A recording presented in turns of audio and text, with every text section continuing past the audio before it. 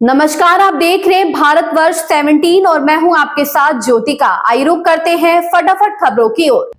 अफगानिस्तान में तीसरे दिन भी महसूस किए गए भूकंप के झटके, लोगों में दहशत। अफगानिस्तान में आज सुबह फिर से भूकंप के झटके महसूस किए गए। ये भूकंप करीब 5:30 बजे आया और रिक्टर स्केल पर इसकी तीव्रता 4.3 मापी गई। भूकंप का केंद्र 170 किलोमीटर की गहराई में था। हालांकि इस भूकंप से किसी तरह के नुकसान की कोई खबर नहीं आई है, लेकिन पिछले कुछ दिनों से अफगानिस्तान में लगातार भूकंप के झटके लोगों में डर और चिंता का कारण बन रहे हैं। रोजाना कट रही 50,000 गायें, अधिकारी खा रहे पैसा। बीजेपी विधायक नंदकिशोर गुर्जर का बड़ा बयान। उत्तर प्रदेश सरकार के प्राविधिक शिक्षा मंत्री आशीष पटेल द्वारा अपनी ही सरकार के पुलिस के विशेष कार्यबल से खुद की जान का खतरा बनाए जाने के बाद सत्तारूढ़ भारतीय जनता पार्टी के विधायक नंदकिशोर गुर्जर ने शनिवार को राज्य के शीर्ष प्रशासनिक अधिकारियों पर निशाना साधते हुए अपनी हत्या की आशंका जताई है।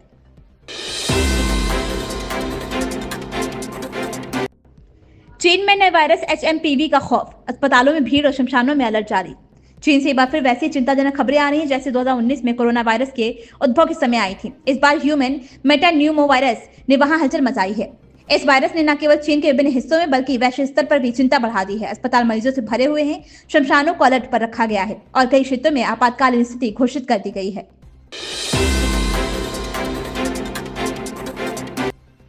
संजय राउत ने कहा, जेडीयू सांसदों को अपने पाले में लाने की कोशिश कर रही भाजपा।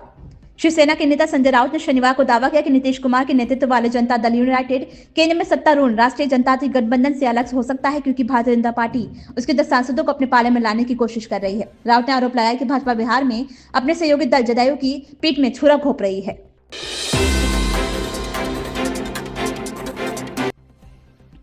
केजरीवाल जी, आपको दिल्ली की जनता को हिसाब देना पड़ेगा। शाह का आप सुप्रीमो पर हमला। केंद्रीय गृह मंत्री अमित शाह ने शनिवार को आरोप लगाया कि अरविंद केजरीवाल ने दिल्ली के मुख्यमंत्री के तौर पर अपने लगभग 10 साल के कार्यकाल में राजधानी के आधारभूत संरचनाओं को सुधारने के बजाय खुद के लिए शीश महल बनाया। शाह ने यह भी कहा कि आम आदमी पार्टी के राज संयोजक अरविंद केजरीवाल को इसका हिसाब देना होगा।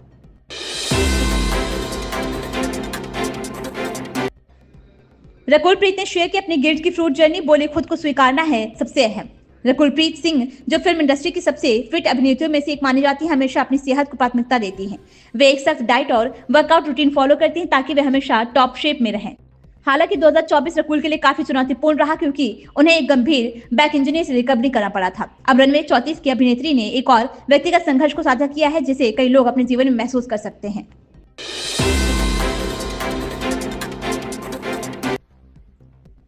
न्याय यात्रा के दौरान नीतीश कुमार ने चंपारण में, भोजपुरी, मधुबनी व दरभंगा में मैथिली में दिया भाषण। गांधी मैदान में लालू प्रसाद को खुली बहस की चुनौती। नीतीश कुमार मधुबनी में सिर पर पाग चढ़ते ही मैथिली में बोल पड़े। मैथिली की गौरवशाली धरती पर हम सब आदमी के अभिनंदन करते छी। दूसरा बार जब हम आए पूरे बात मैथिली में होत। अब हिंदी में बाजे दियो। नीतीश कुमार का मधुबनी में पाग पहनकर स्वागत किया गया। बगहा में उनका स्वागत स्वर्ण मुकुट पहनाकर किया गया था।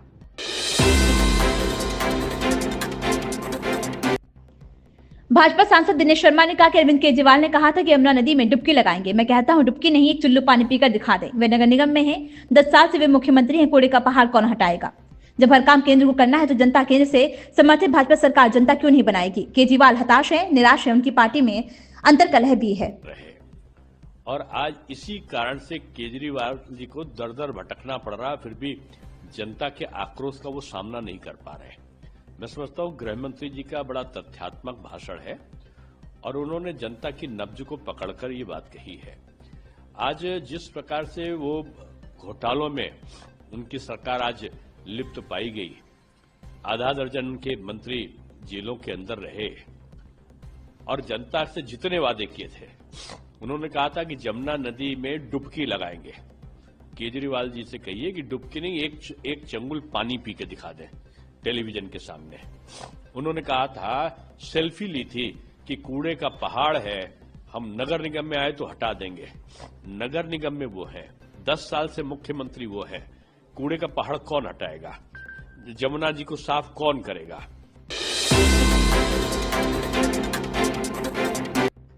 जन स्वराज के संस्थापक प्रशांत किशोर बीपीएससी की 17वीं प्रारंभिक परीक्षा को रद्द करने की मांग को लेकर गांधी मैदान में आमरण अनशन पर बैठे हैं।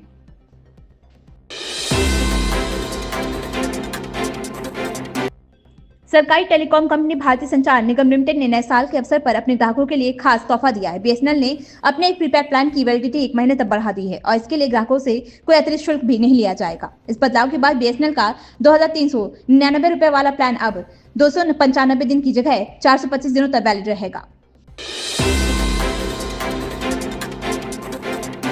ऑस्ट्रेलिया को 58 के स्कोर प्रतिशत झटका लगा। मैच रोमांचक मोड़ पर है। प्रसिद्ध कृष्णा को तीसरी बार सफलता मिली। उन्होंने कॉस्टांस लाबुशेन के बाद स्टीव स्मिथ को भी पैवेलियन भेजा है। इसमें 4 रन बना सके। स्मिथ अब इस सीरीज में टेस्ट में 10,000 रन पूरे नहीं कर सकेंगे।